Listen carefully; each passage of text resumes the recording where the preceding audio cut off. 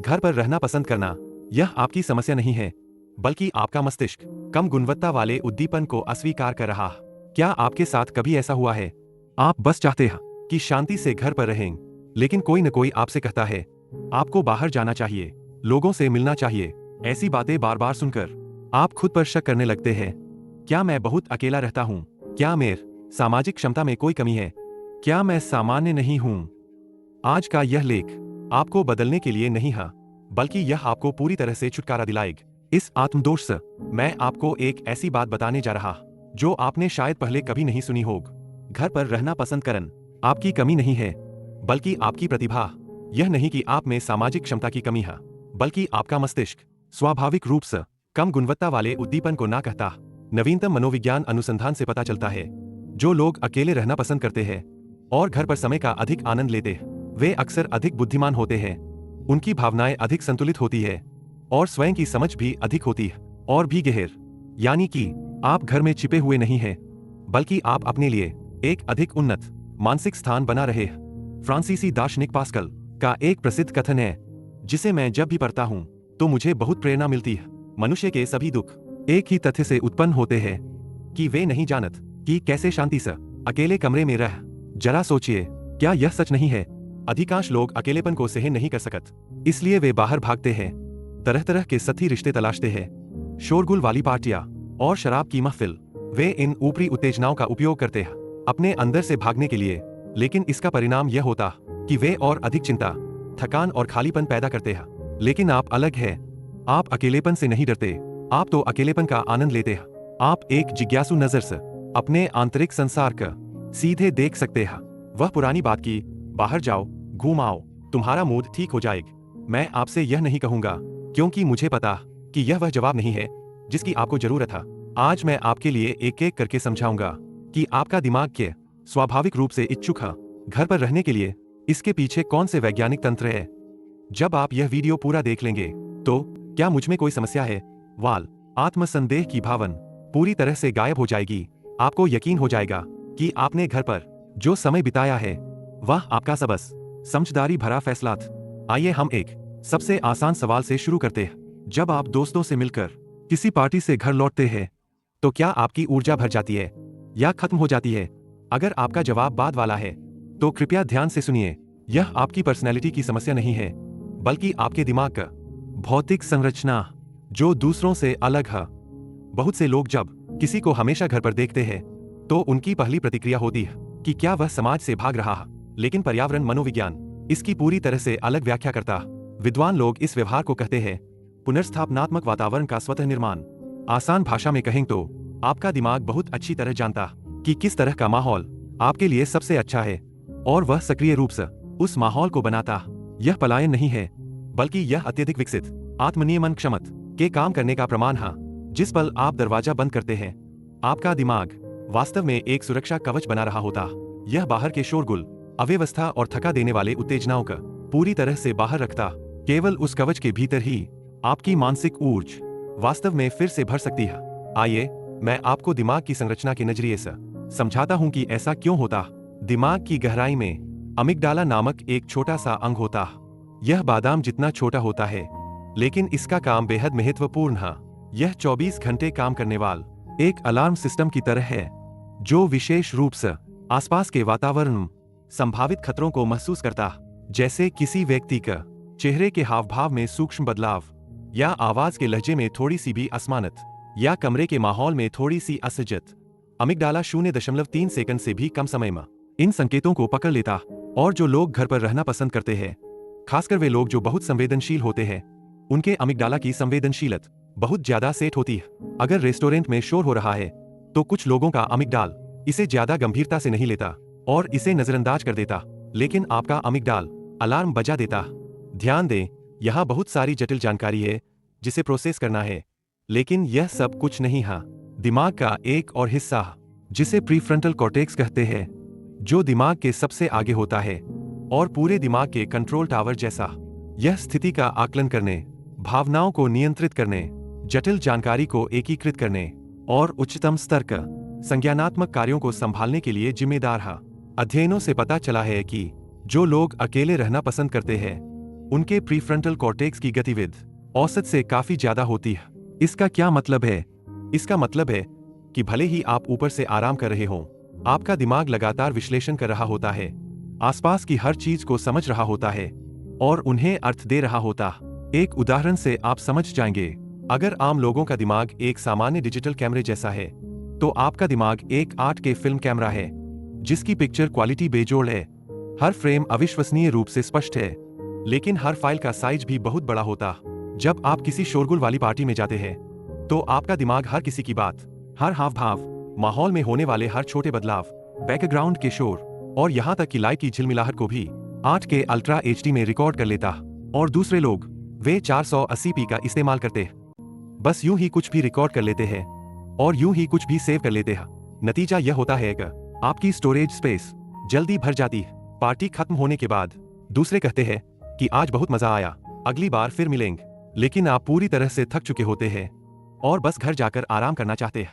यह आपकी नकारात्मक पर्सनैलिटी नहीं है, बल्कि आप लोगों के डेटा को प्रोसेस करने का रेजोल्यूशन एक ही लेवल पर नहीं है। तो ऐसे हाई रेजोल्यूशन दिमाग वाले लोग आमतौर पर कौन सी खासियतें दिखाते हैं? आइए एक एक करके जानते हैं।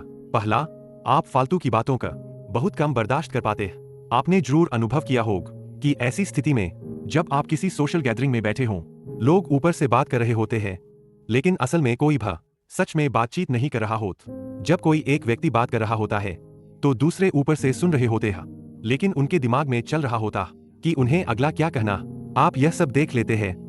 आप उस खोखलेपन और दिखावे का ठीक से महसूस कर लेते हैं और फिर आपकी ऊर्जा उस पल में तेजी से कम होने लगती है। यह इसलिए नहीं कि आप अंतर्मुखी हैं, बल्कि इसलिए कि आपका दिमाग सच्ची बातचीत की कमी पर तीव्र प्रतिक्रिया देता। बिना सच्ची भावनाओं वाली बातचीत आपके लिए बिना पोषण वाले जंक फूड जैसी है। कितना भी खा लो, पेट नहीं भरत। और घर पर आपको दिखावा करने की जरूरत न, आपको उन बातों पर जबरदस्ती हंसने की जरूरत न जो मजेदार नहीं है, उन कहानियों पर झूठा जवाब देने की जरूरत नहीं जिनमें आपकी रुचि न। शोध ने इसकी पुष्टि की है। जो लोग ईमानदारी को महत्व देते हैं और गहरे जुड़ाव की तलाश करते हैं, उन्हें अकेले चिंतन करने का समय मिलने पर बजाय औपचारिक सामाजिक मेलजोल के जीवन में अधिक संतुष्टि मिलती है। तो अगर आप किसी जगह पर जल्दी निकलना चाहते हैं, तो यह कोई सामाजिक कमी नहीं है, बल्कि गहराई और ईमानदारी के लिए आपके मानक ऊंचे हैं। दूसरा, आपके संवेदी एंटीन असाधारण रूप से सटीक। शुक्रवार की रात भीड़-भाड़ वाला रेस्तरां ज्यादातर लोगों के लिए बस एक जीवन सप्ताहांत का नजारा होता, लेकिन आपके लिए यह पूरी तरह से अलग महसूस होता। बर्तनों के टकराने की आवाज, चारों ओर फूटती हंसी, फ्लोरोसेंट लाइट की हल्की झिलमिलाहट, पड़ोसी टेबल पर फोन की भिनभिनाहट, यह सब एक साथ आप पर टूट पड़ता है जैसे बार आ गई है। वैज्ञानिक इस घटना का कॉग्निटिव लोड कहते हैं।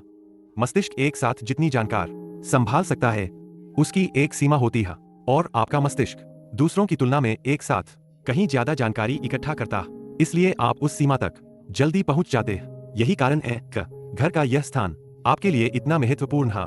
घर पर आप सिर्फ आराम नहीं कर रहे होत, बल्कि आप अपने मस्तिष्क के लिए वातावरण के सभी कारकों को सबसे उपयुक्त स्थिति में समायोजित कर रहे होते हैं। रोशनी की चमक, कमरे का तापमान, आवाजों के प्रकार और उनकी तीव्रता, यह आलस्य नहीं है, बल्कि यह एक ऐसे व्यक्ति का काम है जो अपने परिष्कृत उपकरण का क्षमता को अधिकतम करने के लिए एक अनुकूलित वातावरण सावधानी से तैयार कर रहा। आपका मस्तिष्क उत्तेजनाओं से भरे बाहरी दुनिया में ओवरलोड हो जाता है, लेकिन अपने नियंत्रित वातावरण में यह अद्भुत एकाग्रता और रचनात्मकता दिखा सकता। तीसरा, आप अपने घर का एक कार्यशाला मानते हैं। बाहर से देखने पर आप शायद सिर्फ घर में पड़े हुए, फोन चलाते हुए या ख्यालों में खोए हुए व्यक्ति लगें, लेकिन असल में अंदर जो हो रहा है वह कोई नहीं जानत। शायद आप किसी किताब में गहराई से डूबे हुए पढ़ रहे हो। शायद आपके विचार एक के बाद एक विकसित होते हुए नए विचारों को जन्म दे रहे हो। शायद आप चुपचाप कुछ बना रहे हो, एक तस्वीर बना रहे, कुछ लिख रहे हो, कोई कोड लिख रहे हो, या शायद बस एक ऐसी चीज को व्यवस्थित कर रहे हो जिसे आपने लंबे समय से छुआ नहीं था। मनोविज्ञान इस अवस्था का फ्लो कहता। फ्लो में समय का एहसास गायब हो जाता है, आत्मचेतना घुल जाती है और आप पूरी तरह से अपने काम में डूब जाते हैं। फ्लो में प्रवेश करने के लिए एक शर्त जरूरी है, एक शांत और निर्बाध वातावरण। अगर कोई हर 3 मिनट में आपका दरवाजा खटखटाए या आसपास लगातार शोर हो, तो यह अवस्था कभी नहीं आ सकत। इतिहास में जिन लोगों ने भी महान रचनाएं की है, उन सभी का अकेले समय की जरूरत थी, और यही इसका कारण है। आप घर पर किसी एक चीज पर कई घंटों तक ध्यान केंद्रित कर पाते हैं। इसका मतलब है कि आपका दिमाग स्वयं ही फ्लो में प्रवेश करने की स्थितियां बना रहा। यह अकेलापन नहीं है, बल्कि यह अपने लिए गहरे डूबने की जमीन तैयार करना। चौथा, आप जानते हैं कि शांत सुकून कितना अनमोल है। किसी न किसी मोड़ पर आपको यह एहसास जरूर हुआ होगा कि जटिल मानवीय रिश्ते से आने वाला तनाव दुनिया का सबसे महंगा बिल है। वे डिनर पार्टियां जहां लोग पीठ पीछे बातें करते हैं, जो लोग हर बार मिलते हैं अपनी शिकायत उगल देते हैं, और जिनसे मिलने के बाद आपको कई दिन लग जाते हैं ठीक होने में। इन सब से गुजरने के बाद आप स्वाभाविक रूप से विकसित कर लेते हैं एक रक्षात्मक रणनीति। मनोविज्ञान इसे कहता है सीमाएं निर्धारित करने की क्षमता। दिलचस्प बात यह है कि यह क्षमता मानसिक रूप से स्वस्थ लोगों में आमतौर पर अधिक होती है। आप अनावश्यक रिश्तों को छोड़ देते हैं, शांत शामें चुनते हैं। यह समाज से पीछे हटना नहीं है, बल्कि यह एक ऐसा निर्णय है जो केवल वही लोग ले सकते हैं जो अपनी आंतरिक शांति की रक्षा करना जानते हैं। पालतू जानवर के साथ सोफे पर बैठना या अपना पसंदीदा संगीत सुनते हुए एक किताब पढ़ना। जो लोग लगातार बाहरी उत्तेजनाओं का पीछा करते हैं, वे इस समय के मूल्य का बिल्कुल नहीं समझत। अशांत मन वाले लोगों के लिए यह शांति उबाऊ लग सकती है, लेकिन आपके लिए यह स्वतंत्रता का सबसे शुद्ध रूप। वास्तव में कोर्टिसोल पर किए गए शोध बार बार पुष्टि करते हैं कि इस तरह का सहज अकेलापन तनाव हार्मोन के स्तर का काफी कम हो जाता है और आपकी रोग प्रतिरोधक क्षमता बढ़ जाती है। आप छिप नहीं रहे हैं, आप खुद को पोषित कर रहे हैं। पांचवा, आप समय के संसाधन के मूल्य का सटीक रूप से समझते हैं। आप शायद अनजाने में हैं ऐसी गणनाएं करते हैं, मिलने की जगह पर आने जाने में 2 घंटे, पार्टी में 3 घंटे। इन 5 घंटों में वास्तव में सार्थक बातचीत केवल 20 मिनट की होती है। बाकी के 4 घंटे 40 मिनट आने जाने में, इंतजार करने में और बेकार की गपशप सुनने में बर्बाद हो जाते हैं। अगर उन 5 घंटों का उपयोग घर पर किया जाए तो आप आधी किताब पढ़ सकते हैं, एक लंबे समय से अटकी हुई योजना को आगे बढ़ा सकते हैं, या कुछ भी न करके पूरी तरह से आराम कर सकते हैं। यह स्वचालित गणना का मतलब है कि आपका मस्तिष्क समय के अवसर लागत का सही आकलन कर रहा है। जानकारी के इस अतिप्रवाह वाले युग में जहां ध्यान को बेतहाशा लूटा जा रहा है, यह पहचानना कि किस पर समय खर्च करना और किस पर नहीं, यह सबसे कम आंकी गई उत्तरजीविता क्षमताओं में से एक है। ये थे 5 बिंदु। एक मुख्य बात है, आप एक ऐसे व्यक्ति हैं जो भले ही बाहरी मान्यता न हो, फिर भी अपने भीतर संतुष्टि की भावना पैदा कर सकते हैं। मुझे समझाने दीजिए कि यह क्यों अद्भुत है। विकासवादी मनोवैज्ञानिक सातोशी कनाजावा ने एक बड़े अध्ययन में एक आश्चर्यजनक पैटर्न पाए। आम लोगों के लिए जितना अधिक सामाजिक मेलजोल होता है, उतनी ही अधिक खुशी मिलती है। जितनी बार वे दोस्तों से मिलते हैं, पार्टियों में जाते हैं और लोगों के साथ समय बिताते हैं, उनकी जीवन संतुष्टि उतनी ही अधिक होती है। हालांकि उच्च बुद्धि वाले समूहों में यह समीकरण पूरी तरह से उलझ जाता। जितनी अधिक बुद्धि होती है और जितनी अधिक सामाजिक गतिविधियां होती है, जीवन संतुष्टि उतनी ही कम होती है। और जब उनके पास पर्याप्त अकेला समय होता है, तो वे सबसे अधिक खुशी महसूस करते हैं। ऐसा क्यों होता है? शोध दल का स्पष्टीकरण यह है कि उच्च बुद्धि वाले दिमागों में दीर्घकालिक लक्ष्यों पर ध्यान केंद्रित करने का एक मजबूत प्रवृत्ति होती है। इसलिए वे उन सब सामाजिक उत्तेजनाओं को जो उनके लक्ष्यों से संबंधित नहीं है, बाधा के रूप में देखते हैं। सीधे शब्दों में कहें तो आपका दिमाग वर्तमान क्षण का आसान सुखों का मूल्य उस मूल्य से कहीं कम है जो यह आपके आंतरिक दुनिया में जमा हो रहा किसी चीज को देता। आपको बाहर शोरगुल वाले उत्तेजनाओं की जरूरत नहीं है, क्योंकि आपके भीतर पहले से ही पर्याप्त समृद्धि है। यह सब सुनकर आप सोच सकते हैं, ठीक है, मुझे पता है कि मेरा दिमाग ऐसा है, लेकिन असलियत में दुनिया से पूरी तरह कटकर रहना भी तो मुमकिन नहीं है। काम पर जाना होता, पारिवारिक समारोह होते हैं, कभी कभी सच में बाहर जाना पड़ता है। तब क्या करें? घबराइए नहीं, आपको अब दिल खोलने जैसी बकवास की जरूरत नहीं है। अगर उन बातों से काम बनता तो आप कब के समस्या हल कर चुके होते। उनसे काम नहीं बनत। इसका एक कारण है, इच्छा शक्ति एक असीमित मांसपेशी नहीं है, बल्कि एक निश्चित क्षमता वाली बैटरी है। यह सुबह पूरी तरह चार्ज होती है और दिन भर धीरे धीरे खत्म होती जाती है। तो मानसिकता बदलकर समस्या हल करने की कोशिश करना किसी ऐसे व्यक्ति से कहने जैसा है जिसकी बैटरी 5% बची हो कि थोड़ा और इस्तेमाल करो, जो बेकार है। आपको जो बदलने की जरूरत है वह मानसिकता नहीं है, बल्कि बैटरी को प्रबंधित करने का तंत्र है। नीचे आपको 5 तरीके बताए गए वास्तव में व्यावहारिक तरीक। पहला तरीका, बाहर जाने से पहले अपनी ऊर्जा का बजट निर्धारित कर। उदाहरण के लिए, अगर आज कोई डिनर पार्टी है तो बाहर जाने से पहले ही खुद से कहें कि आज की सामाजिक ऊर्जा का मैं केवल 50% ही इस्तेमाल करूंगा। फिर विशेष रूप से योजना बनाएं कि शुरुआती 20 मिनट एक पर्यवेक्षक मोड में केवल माहौल को महसूस करें। ज्यादा सक्रिय रूप से भाग न ल। बीच में एक बार अकेले समय निकालना सुनिश्चित करें, चाहे वह बाहर जाकर ताजी हवा लेना हो या वॉशरूम में जाकर 1 मिनट के लिए आंखें बंद करना। जब आपको लगे कि आपकी आधी ऊर्जा खत्म हो गई है तो बिना किसी हिचकिचाहट के वहां से निकल जाए। यह भागना नहीं है, यह वैसा ही है जैसे एक पेशेवर मैराथन धावक अपनी शारीरिक शक्ति का प्रबंधन करता। आप अपनी सामाजिक ऊर्जा का भी इसी तरह प्रबंधन कर सकते हैं। दूसरा तरीका, असहज सवालों पर तुरंत प्रतिक्रिया न दें। आप आजकल बाहर क्यों नहीं आते? अकेले रहें। क्या आपको अकेला महसूस नहीं कराता? ऐसी बातें सुनकर आपका सहज स्वभाव तुरंत प्रतिक्रिया देग। आपको सफाई देन या रक्षात्मक होने का मन करेग। एक अलग तरीका अपनाएं। 3 सेकंड रुकिए, शांत होकर सामने वाले को देखिए, मन ही मन 3 तक गिनिए। इन 3 सेकंड में आपका प्रीफ्रंटल कॉर्टेक्स अमिगडाला द्वारा जारी किए गए अलर्ट को संभाल लेगा और ज्यादा तर्कसंगत निर्णय लेग। 3 सेकंड बाद आपका जवाब घबराई हुई सफाई नहीं होगा, बल्कि एक शांत बात होग, जैसे हाँ, हाल ही में घर पर बहुत कुछ करने का मन है। यह सहजत सामने वाले के रवैये को बदल देग। तरीका 3, घर के बाहर भी एक सुरक्षित जगह बनाइए। जैसा कि पहले बताया गया है, आप घर पर इसलिए सहज महसूस करते हैं क्योंकि आप माहौल को नियंत्रित कर सकते हैं। इस सिद्धांत का बाहर भी लागू कीजिए।